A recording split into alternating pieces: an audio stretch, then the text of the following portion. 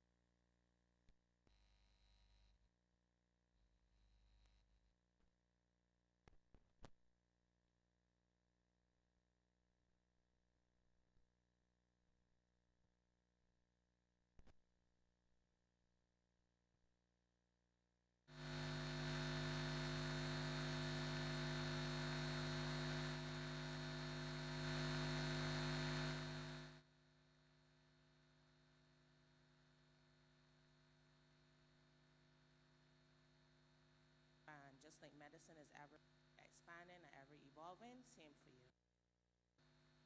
Thank you. All right, Don Marie.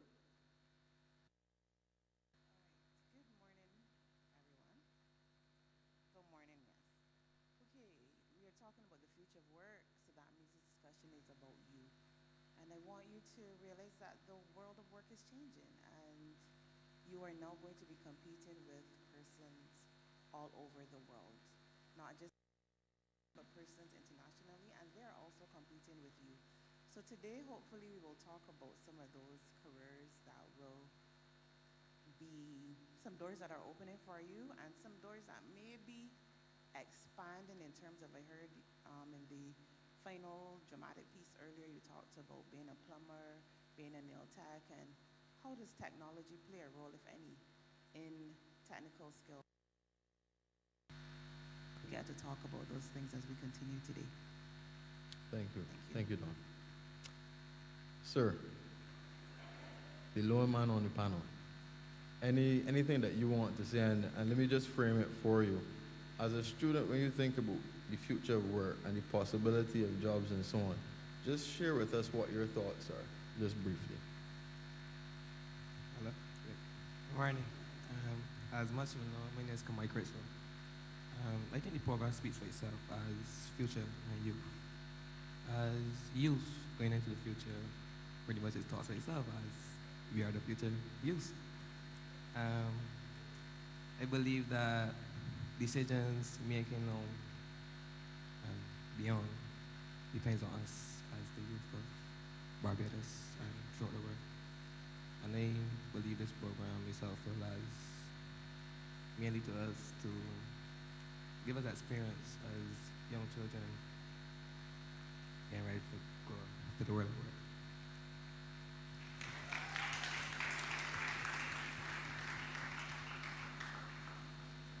Thanks for that, and I appreciate as well the support from Ellerslie. So that is fantastic. That is encouraging. I like that. Yeah. All right. Our final panelist joining us is Miss Rashanna Trim from the Barbados Youth Development Council. Now, Rashanna is passionate about civic participation and development, and is a 24-year-old advocate. This dynamic young woman has lived in Barbados since the age of 3 and is a proud old scholar of the Combermere School. Rashanna, I promise I will not hold that against you. Attributing much of her success to the support of teachers and mentors she met during her teen years. She found her voice in the Barbados National Youth Parliament, serving as Prime Minister for the period 2014 to 2017. During this time, she harnessed her voice and used her platform both nationally and regionally to advocate on issues facing young people living in Barbados, such as civic participation, mental health, unemployment, education, and sexuality and discrimination. She has represented Barbados in the 39th and 40th Conference of the Caribbean, the Americas, and the Atlantic region of the Commonwealth Parliamentary Association in Barbados and the British Virgin Islands in 2014 and 2015, respectively. In 2015, she was awarded the Exceptional Youth Parliamentarian Award at the 11th Regional Youth Parliament. Rashanna has been involved in youth-led organizations for over 6 years and served as the membership officer and first vice president of the United Youth Leaders of Barbados. Rashanna currently serves as the president of the Barbados Youth Development Council and is currently the youngest person to chair a youth policy committee in the region. She is a student at the University of the West Indies Cave Hill campus, reading for a Bachelor's of Science in International Relations. In her spare time, Rashanna can be found exploring Barbados with friends, volunteering, or enjoying a book or a movie. So with that, Rashanna, can you join us? And welcome Rashanna to the panel.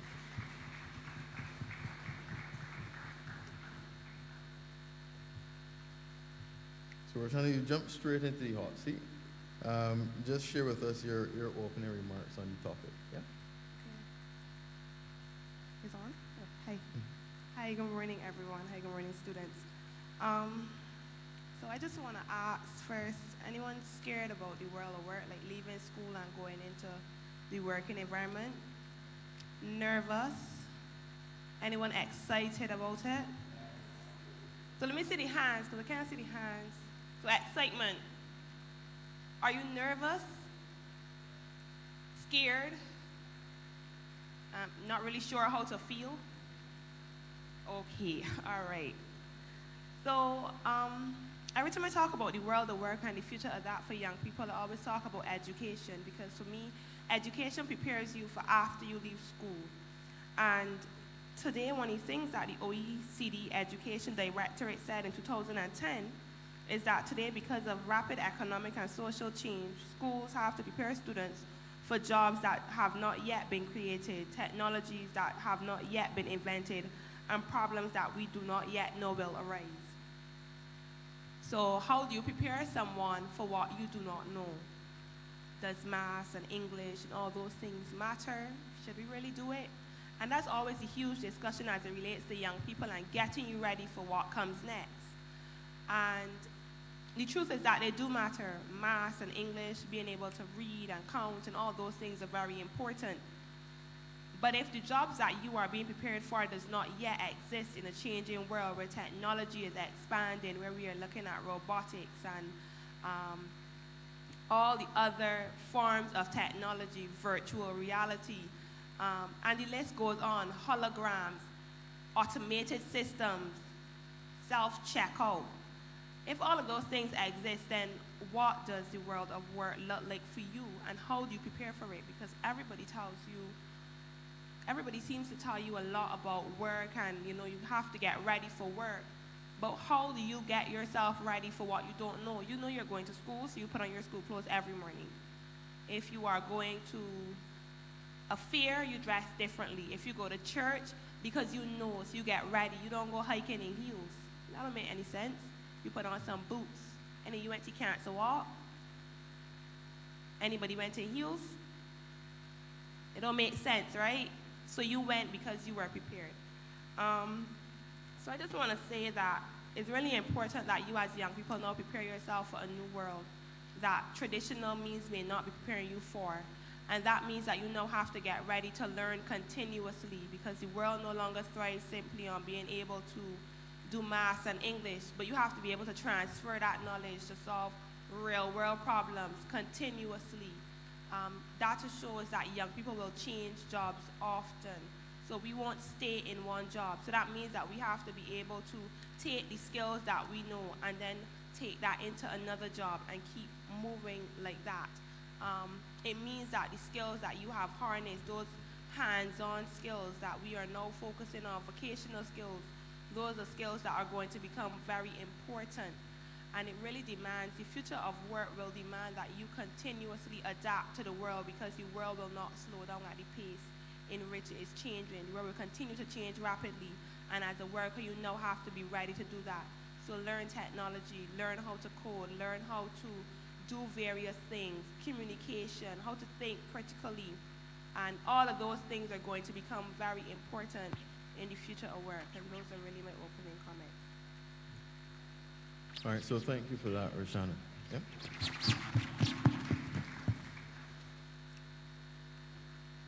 All right, so you've gotten some different perspectives from the panelists. And one of the things is Rashanna just asked you how many persons were scared of kind of entering into the world of work and so on. I actually am going to ask you a couple questions as well, just to kind of ensure that everybody's warmed up and with me. So if your answer is essentially yes, I want you to stand. Yeah? So, my first question is, how many persons here know exactly what they want to do when they leave school? If you know exactly what you want to do, just stand for me very quickly.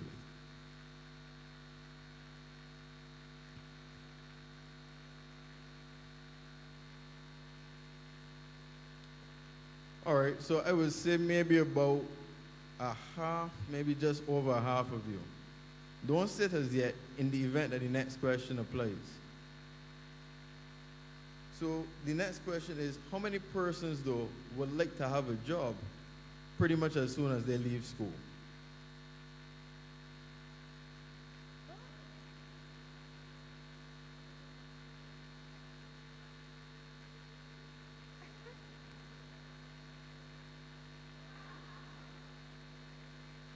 All right.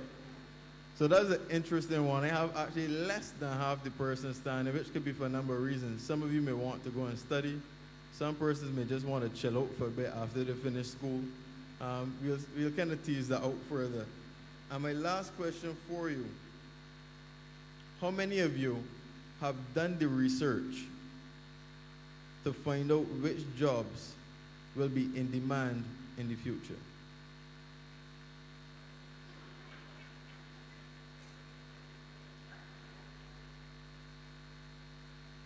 All right, so these numbers look closer to what I expected, because this is the one thing that we don't necessarily, or one of the things that we don't necessarily teach you or prepare you for, where to find the information around the jobs that will be in demand. All right, so have a seat. It means that we have the right persons in the room. It means that we have a topic that is relevant for you. And again, we'll be asking the panelists to share some insights relative to all of these points and hopefully address the concerns that you have. So my first question I'm going to actually pose to Dawn Marie, and it started to come out from Rashanna's introductory comments. One of the things that you often hear is that the skills of tomorrow might not necessarily, we don't necessarily know what the jobs are. There's a fear that a lot of jobs will disappear. And we've started to see it as obviously automation takes over or at least ramps up. My question is, what jobs in your own assessment, Dawn Marie, will not be heavily impacted, or what types of jobs will not be heavily impacted by all of the automation that we are seeing? Types of jobs. Now that is an interesting type of question. What types of jobs? I would say there are going to be jobs that will continue to require some type of human element, because I know with all the advance in technology and AI, we sometimes think that humans are going to be replaced. Then we have people who work with data. So you heard about math and those kinds of skills. They are not necessarily going anywhere, but how they may be utilized is going to be a little different. So for example, most of you have a cell phone, if not all of you, yeah? And all of you are online and you're sharing things about yourself, you're sharing about your likes and your dislikes, and that information is being used to determine how we are going to be shopping, decisions that we're going to be making when we spend time with our families, and then in terms of things like healthcare and in business. So you are already a part of the future of work from the practices that you engage in. So these are things that we will continue to use. So data, I know a lot of times for like our university students who are here, when they hear the word research, they're not necessarily excited about it. But data is going to be, any job that you do that you deal with data is going to be something that's going to be, continue to be important. How you are able to use that data then to determine what kind of shoes people might want to buy, what kind of hairstyle people might opt to wear. Any job that uses data and uses that data to make decisions is going to continue to be important, and there are human elements that play a part in that. Okay, thanks for that. Rashanna, anything that you wanted to add to the points here? Yeah, I think it's going to be about, there's going to be some jobs that you have to retain that human interaction.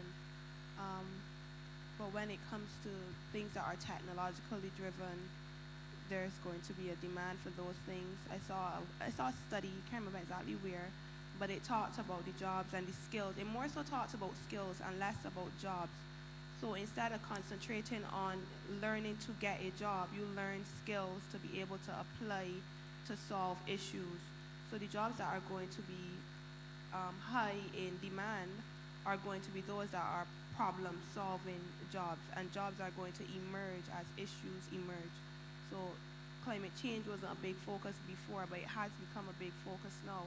So those jobs have emerged, and persons who can solve issues related to water, climate resilience, and water conservation, and those things. So one of the things that I think now we have to focus a lot on is not really what jobs are going to be available, but what skills do you need in order to navigate the 21st century and beyond. Right, fantastic. And that actually ushers me into the next question, which is, and we have students here. We have persons here who will either be going into a job immediately after school or maybe looking to pursue studies. In your own assessment, from what you see, from your reading of the landscape, what are the skills, what are the subjects that a lot of these students should be studying now to position them for those jobs going forward?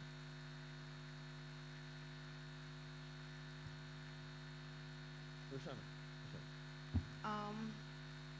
I would say Definitely maths.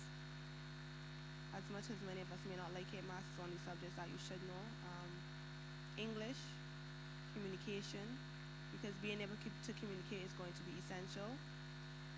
But math teaches you problem-solving skills, and that's what makes it such a good topic going forward. I would say perhaps learn how to code and focus on topics perhaps like geography and things that are going to become topical. But also do things that you like. If you like art, do art. If you like drama, do drama. But make sure that you can adapt in the new world that is coming up. Make sure that you are a critical thinker. So being able to do English is, like I said, essential. And then anything else is really about being able to adapt the knowledge. I don't think necessarily that. No, I think I approached the question wrong. Let me say something different. I think that if we teach students how we have taught them for the last however long years, then no subject that we teach them is going to be sufficient for the 21st century. We have to change the way that we teach students a lot of subjects so that those skills can become transferable. So because we don't understand something, how to transfer knowledge from one thing to the other, and it becomes important.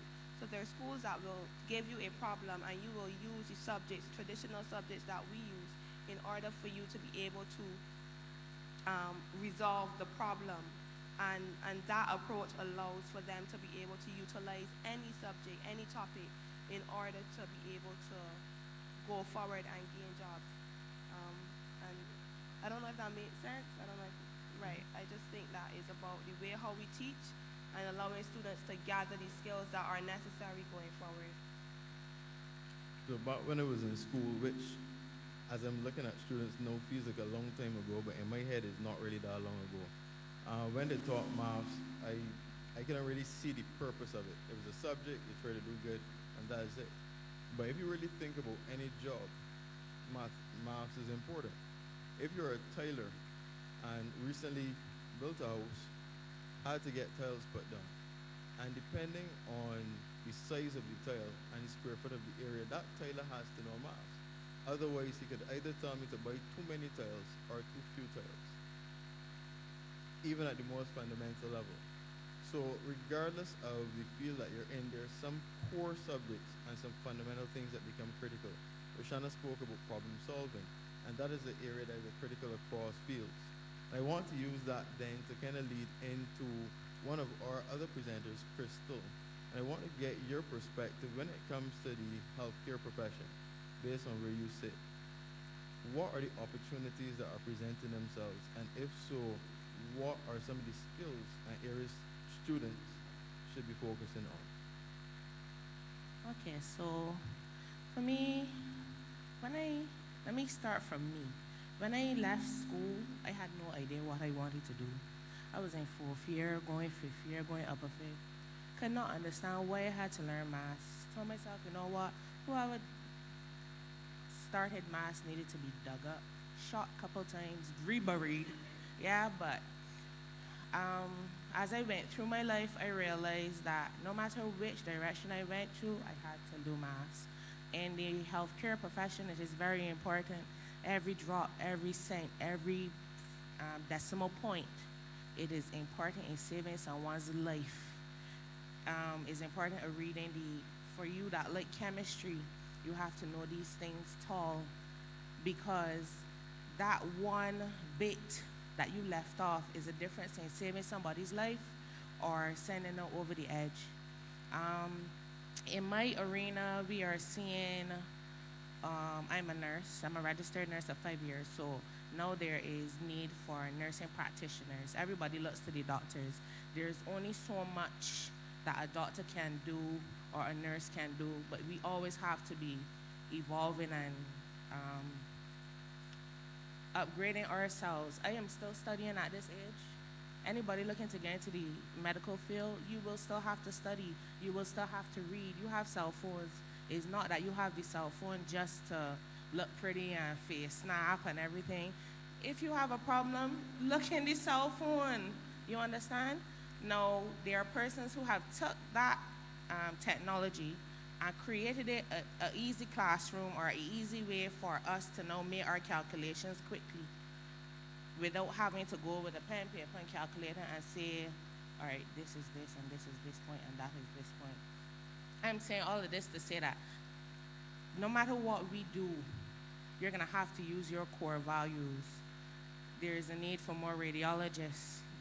There's a need for so many different things right now. Pharmacists. And it will impact what you do no matter what. So, I think I answered the question. Okay, thank you for that. Now, this question, following on from that point, around what opportunities exist, any skills and so on, I want to get now the student perspective. But what I want to get is, from Kamari, is along the lines of what are your expectations as a young person potentially going into, so just imagine that you were going into a job for the first time. What do you imagine the workplace is like? In your own words, what do you expect the workplace is like?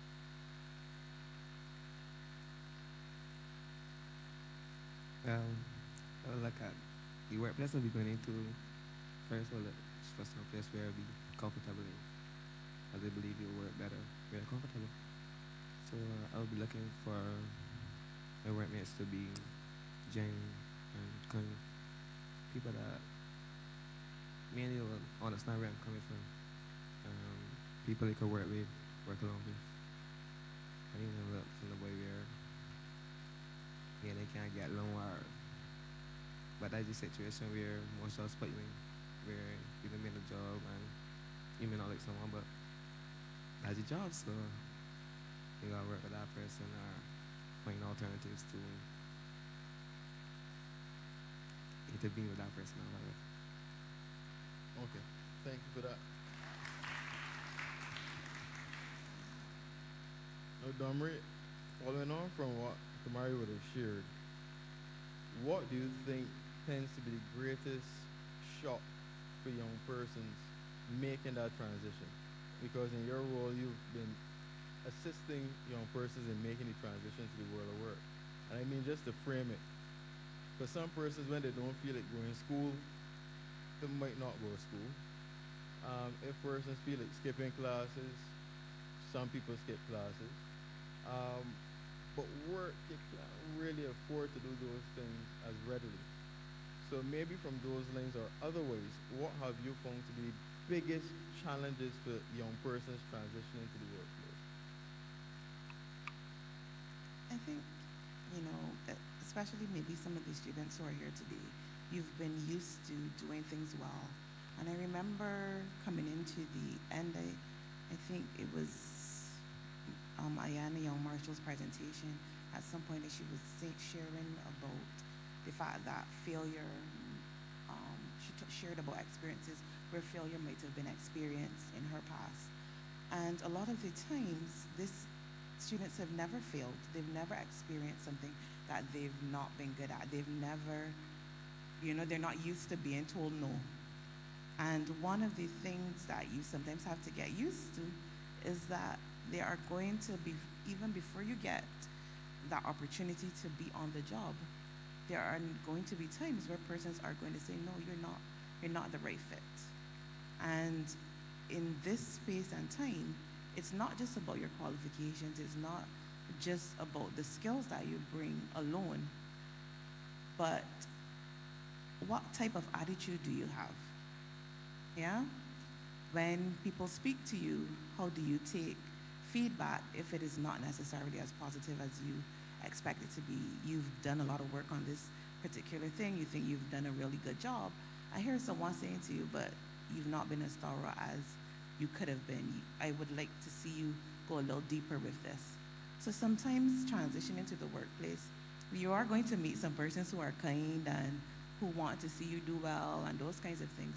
But there are going to be persons who challenge you as well, because there's going to be a better version of yourself sometimes that is required for the world of work.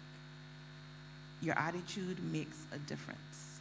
So all of you are coming with the same skills, the same qualifications, What is it that's going to help you to stand out, to stand apart, so that we can see, okay, we want you to be a part of our team, and we want to retain you. You know, one of the incentives you have today is an internship, and an internship is a very important part of that step in the door of an organization. Because the theory is important, your subjects are important, but how do you apply those skills? So we want to see that when you get into the organization, you can apply those skills, but that you're able to kind of understand the environment that you've gone into and appreciate the culture. Because we want you to stand out, yes, but we want you to be able to blend in where that blending in is important. So please think about those things, those types of skills. Can you listen to feedback? Are you creative? So how do you take the information you've learned from class and apply it in a creative way to solve these problems that Rashanna has been talking about? So creativity, being able to think critically, because sometimes you're going to be required to use your math, required to use your art in ways that are new and different. And we want you to be able to do that in a timely manner too. So sometimes you have a project to do and you want to take all day, all term to do it. And you're going to be asked to make the decisions that you have to make the contribution that you have to make, and do it in a timely and efficient manner as well. Yeah, thanks for that. Crystal, in your profession again, and pretty much the same question, I'm going to swing it slightly differently. In your profession, yes, there are a lot of nurses and so on, but what have you found defines someone as being better or being a better nurse than the other? So again, as was said before, persons have the same skills, they've studied the same subjects and so on, but what would allow a person going into a workplace to stand out as being really a top quality employee from what you've seen practically in the workplace? I would say it's not about being better than any other nurse. It's about the willingness to learn, the open-mindedness. Don't come and stand up in a uniform and just, for us, you have to get books signed, you have to get attendance signed, everything. Come and be interested. In Bajan terms, be malicious. Everything that's going on, you want to see. It is a part of the skill. It's a part of you being able to function on your own. When you come into the workplace, you're coming in with biggest problem, confidentiality. Ain't everybody business what you doing at work, but it's for you to come in and say, good, I have this patient is ill, they're doing this procedure, doctor putting in sutures, taking out sutures. So there are some conditions that I can't explain now, but it is very fun and interesting to be a part of. If you're gonna come to the world of work, come with an open mind. I'm not saying be strict, be a soldier. I am saying come with the mindset that this is what I want to do, and make sure it's what you love. Do not come into the workplace or come to a job just because you want the money. It's a waste of time. Come do something that you love. Go into that area, that career that you love, and do it because you love it. Anything else will come afterwards. But I would say as a nurse, you have to be very knowledgeable, and it's not about being better than the other person. It is about helping one another, because at the end of the day, we're a team, and it's a team effort. And if you cannot do that, don't come. Okay. Thank you. Now, that raises some good points around development and self-development and growing yourself and so on. Being curious, wanting to learn more. Rashanna, what I want to ask you is, who has the responsibility, and again, in the context of the future of work, who has the responsibility for individual development, for your own personal growth? Who do you think, whether it be the company that you're going to work for in the event that you're working for someone, or is it the individual, and why? If you don't invest in yourself, a lot of persons won't see the reason to invest in you. So I think a great amount of onus is on the individual, the student, to seek to develop personally. So that means learning communication skills, learning how to resolve conflict, learning how to work in a team, and picking up any skill that you see. So when there are things happening, it might not be a fat, it might just be a workshop, then that is something that you should be interested in, particularly if it's within your field. How do you gain those extra skills that might give you an edge and enhance the skills that you bring to the table? But I also do think that employers in seeking to develop their business and grow their business within the market have a responsibility as well to provide employees with skills that can assist them, so professional development continuously.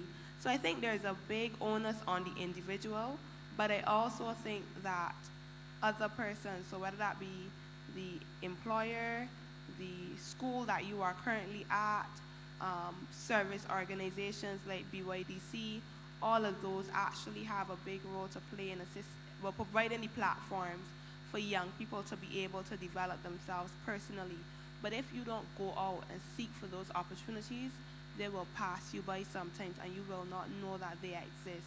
So the same way, and the same way that we we follow or we like or anything like that, you know, Instagram celebrities, moles, surf rat, everybody, you know, we need to seek out organizations that can assist you to develop National Youth Parliament, BYDC again, Rotaract, Junior Chambers International. Those are avenues for you as a young person to be able to harness your skills and develop holistically in general, not only academically. All right, thanks for that. Quick question for you. You made some fantastic points. I'm going to get at close to the time that we wrap up. And I'm going to open the floor for questions from the audience very quickly. But just by show of hands, how many persons here would actually like to be self-employed? Wow. All right, so one of our panelists that just raised his hand indicated very early on that he wanted to be an entrepreneur. And my question for you, sir, is why? Why would you want to be self-employed? Why would you want to be an entrepreneur?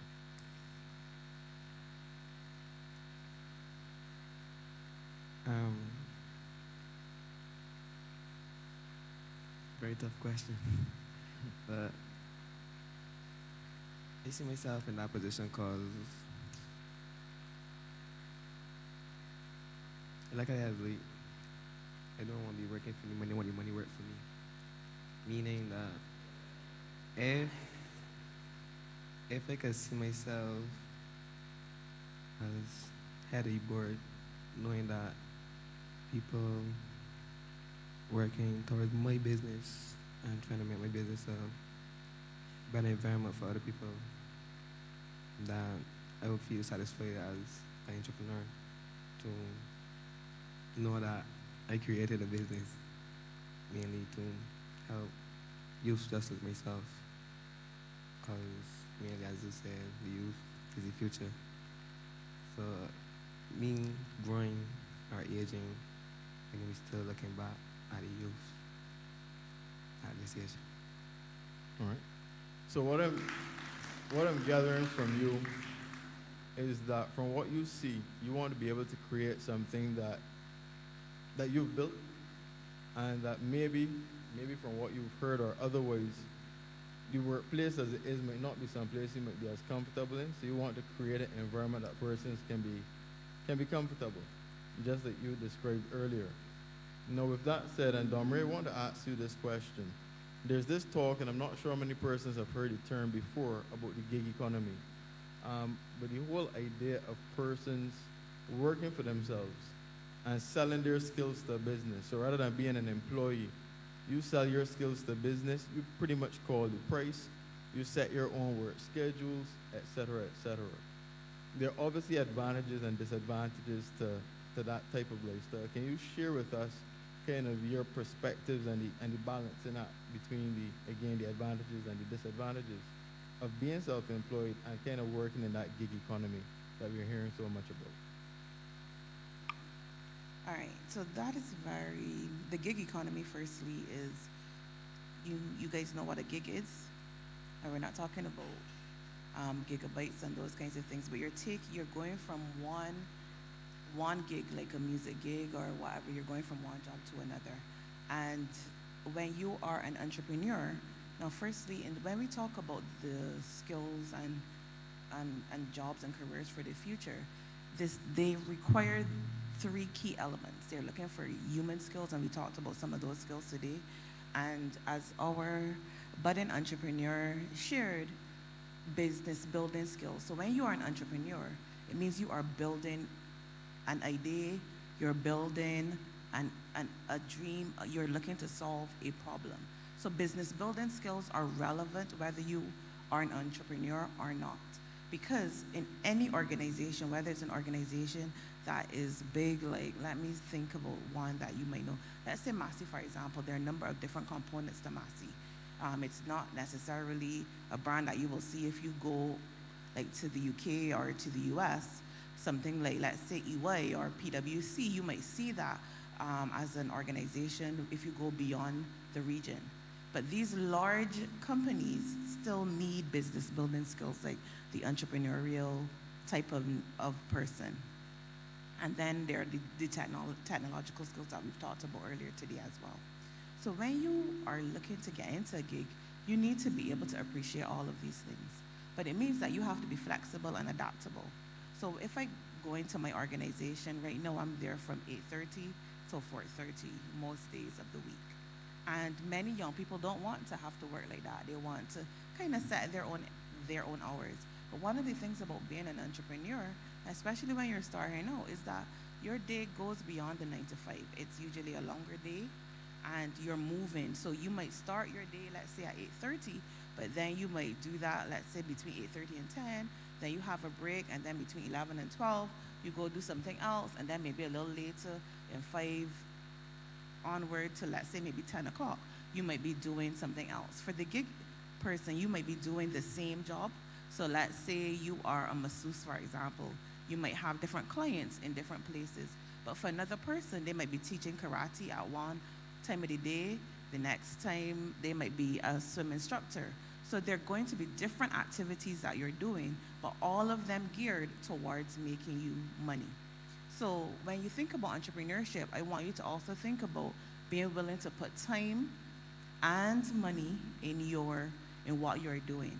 You know, sometimes students may be asked to do an internship and they may be asked to do it for free. And sometimes they're like, free? Well, I don't want to do that for free. But we have to think about how we determine the value of things. So there's value in time, there's also value in experience, and their value sometimes in the resources that you might have access to when you go to learn and kind of be mentored from someone. So when we talk about the gig economy, there is some benefit to that, but you need to know that you have the energy for it.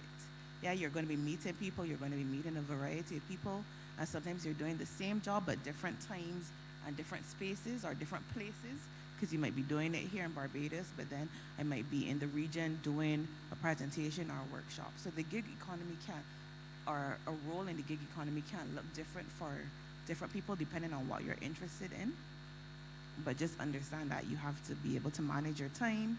You need to be able to value and put a cost to the resource to the skill or service that you're offering. And you have to be able to meet people and be able to deal with different people. And for some of you, you might even have to speak different languages. So just thinking about all of this that comes in to being able to do your job as you see fit within the 24-hour day. That's it. So that's a lot there for persons to consider. At this stage, though, I want to turn over to you, and I believe that we have a mic that's available for persons to ask questions. If any persons have any questions for any members of the panel, I want to open the floor to that. And that's open to students, that's open to teachers, guidance counselors, whoever is in the room. Feel free to direct any questions to the panelists, including the young student as well.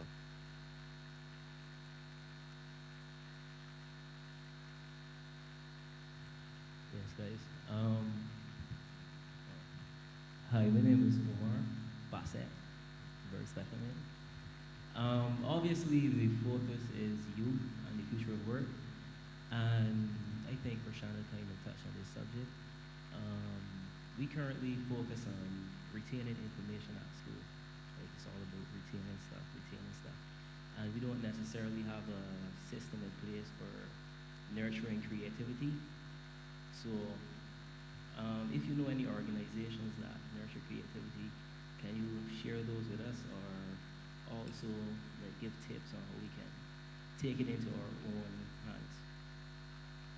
Okay, so if you're looking at spoken word, Frenetac Arts, that's FRENETAC Arts, and that would be a group that works on spoken word, poetry, and those kind of things. If you are seeking to look at dance, there are a couple of dance groups across the island. You can find a lot of them on social media. As it relates to art, that's a little different because they're not necessarily groups of artists, unless you're talking about like PM Splash. And it depends on the type of creatives that you are. But if you are seeking to really, I find that 10 Habitat, which is a space for entrepreneurs, that provides, I find a lot of creatives are within that space.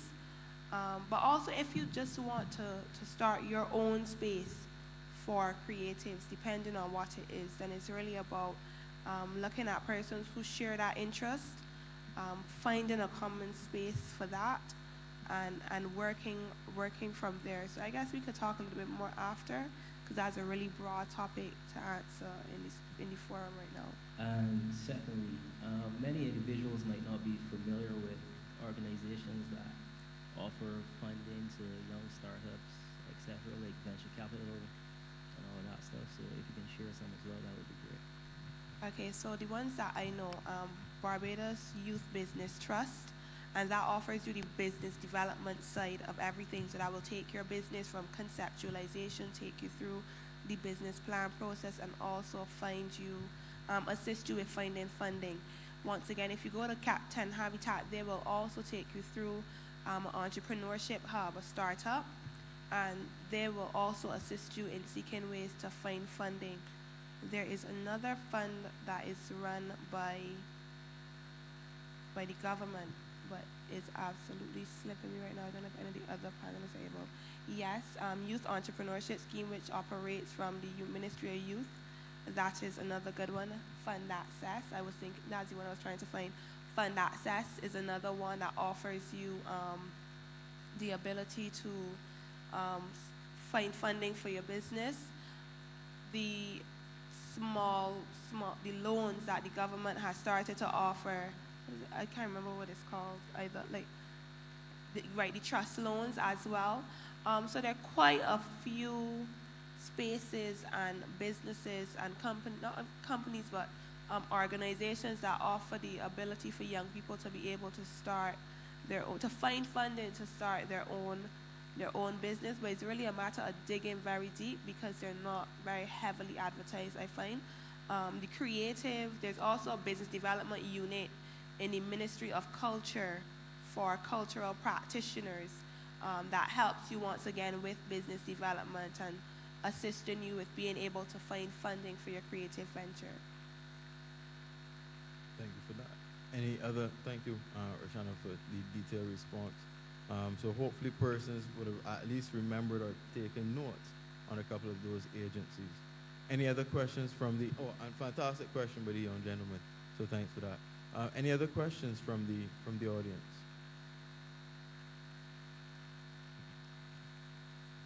You have a question to the top of the room?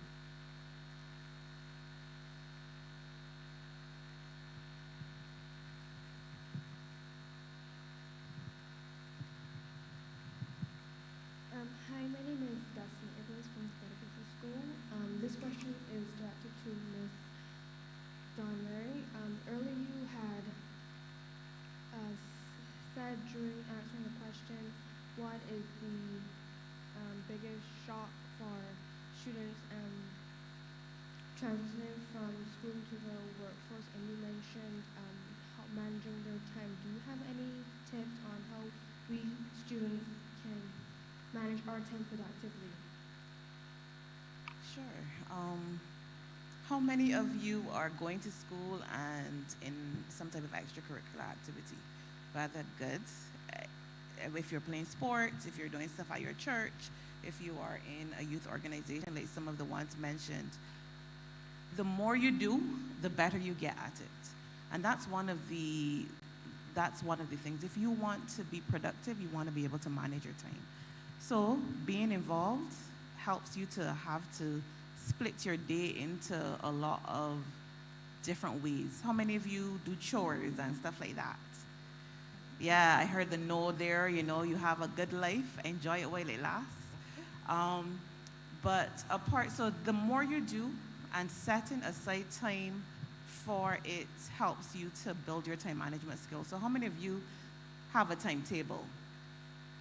In your timetable, does it just have your classes or does it have like your extracurricular activities in them as well? Yeah, extracurriculars as well? No, just your classes, right?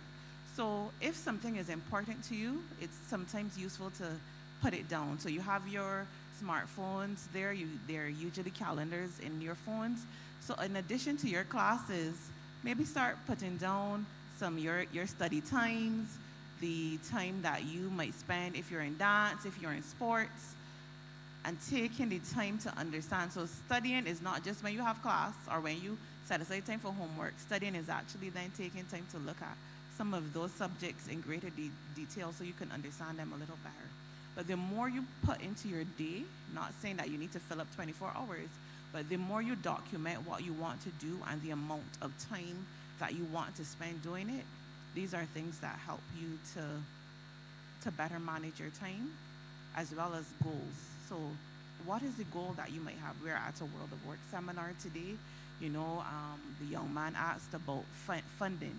So is there time in your schedule in the future, maybe next week or when you go on holiday in December, to maybe visit some of these places? You have the internet. Most of these spaces have a website. 10 Habitat has an online presence. They do coding courses from time to time and other courses that are useful for persons who are interested in entrepreneurship.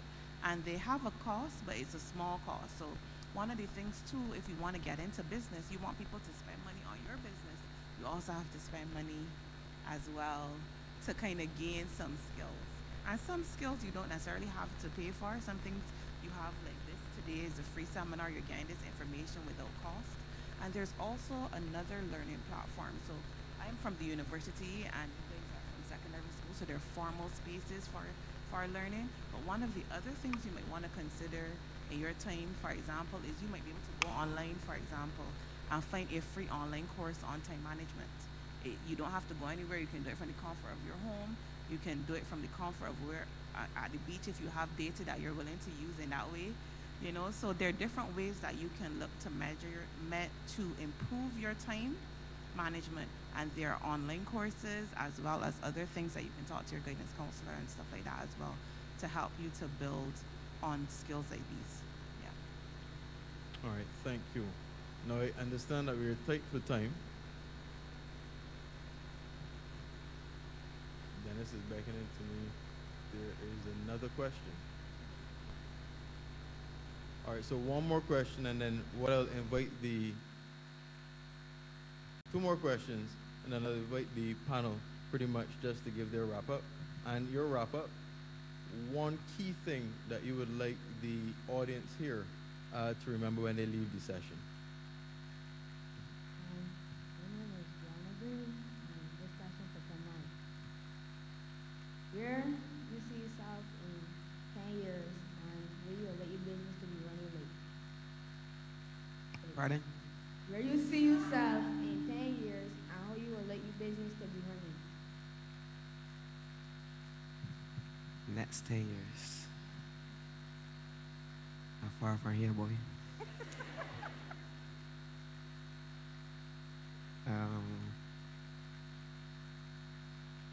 I will to see myself on stage just like this, but with the initials GG, Governor General of Barbados.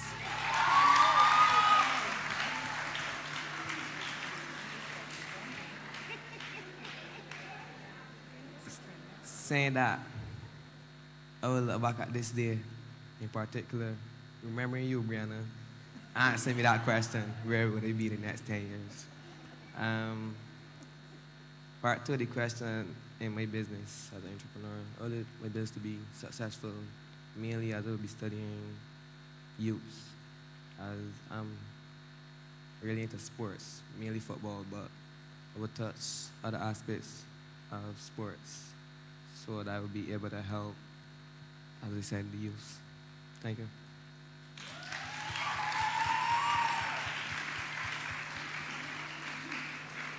Thanks for that. Let's present the last question. I would like if you could expand on the idea of career progression, in that you would not necessarily have the ideal job when you're in school, but sometimes you need to make steps. I often say that I started my first job stuffing envelopes 8 hours a day in a laborious, tedious task, and now I am a financier in a company. So I just wanted you to expand on that point. All right. Any of the panelists want to tackle that? Dawn Marie, Rashanna? I think just knowing that you're going to gain skills continuously along the way is important, and all that counts towards things like experience. We always talk about, you leave school and you see 5 years experience and you just left school. So you have no experience and the job is out to your grasp. And it's really about collecting skills wherever you can. So whether you have to volunteer, work at a job that might not be paying you the ideal sum that you might wish, do an internship, all of those things, and just keep building your CV so that when you get to the point where you are applying for a job, you are set apart from persons because you have these skills and you are able to then use them in a company and apply them because you would have done it already through the experience that you gained at your internship or whatever it is that you have been doing. I think personally what I took from your question is what we feel about, as you said, career progression. So it's basically starting from the bottom and making something of it. And I think that is important. Everybody can't be bank manager in a day. It takes a progress. And I think that as you build yourself through a company from the bottom up, you get a better understanding and you evolve with the job. And I think it's really important. If you start, you're not going to start in the middle. You may not start at the top, but it's best if you, not best. There's nothing wrong with you starting from the bottom of a business and then eventually owning this business or becoming a leader in that area or arena. All right, so thanks for that question. And I mean, personally, it teases out the idea of transferable skills. So tying in what the panelists would have said, if you start in a youth organization as the treasurer, you could build on that experience to become an accountant. And for your first job, you've never really had any formal experience, but you can build on the fact that you've been dealing with the organization's accounts for some time. I started off stuffing envelopes as well, and I remember that they were paying us $50 a week. And I remember all of us were in a room, and we were pretty upset. $50 a week could do with that. And that was years ago when $50 could have done more. And I remember that I became the representative for the group, and I negotiated with the owner for it to be raised to $100. Believe in my next interview, I talked about the fact that I had leadership potential and could negotiate. And that became something that I could build on. That became a transferable skill. So that's fantastic that you shared that, because transferable skills are what you need to build now in the extracurricular activities and so on that would have been mentioned to you. So with that said, again, cognizant of the time, I'm going to just ask each panelist, given that so much has been shared, what is one key idea, what is one key takeaway that you just want to leave with the persons here? I'm going to start from my far right, so I'm going to start with Domri this time and come across. I just want to tell you, plan for your future. So you don't just get there, you have to be intentional and just, plan for your future. How does this activity today create, we have that gets to the exit. How does each activity that you do, how can that get you to where you see yourself in the future? Plan for it. Thank you.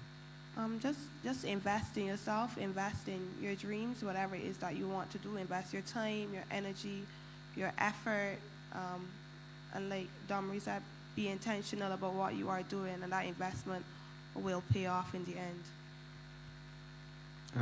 I believe we will look at Nike today, meaning that just do it. Showing that don't be frightened or scared or be confident in yourself about what you want to do or where you're going to go in life. Just put your mind to it and work towards it. And for me, I'm gonna say presentation and how you present yourself. Your confidence is everything. It makes no sense going into a job and you are unsure or you are scared. I know everybody's gonna be afraid. I was afraid too, but once you have that confidence and that mindset and you can sell yourself, you will go far. All right, thank you. So at this stage, I would like to thank you for your participation, for your attention. I want to thank the panelists for taking the time to share, and in some cases being impromptu, and at the last minute being willing to come up and join us on the panel, as was the case with the young student on the panel. So I want you to join me in a round of applause to thank the panel.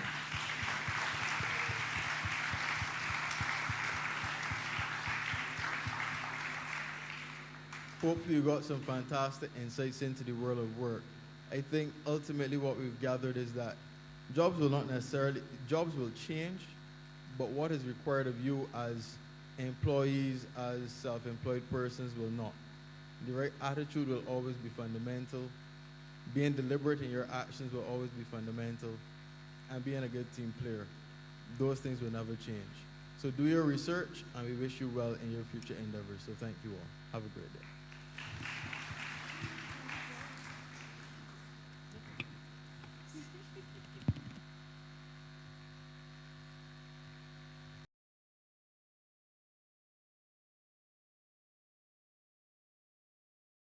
For some valid points for positioning and personal development.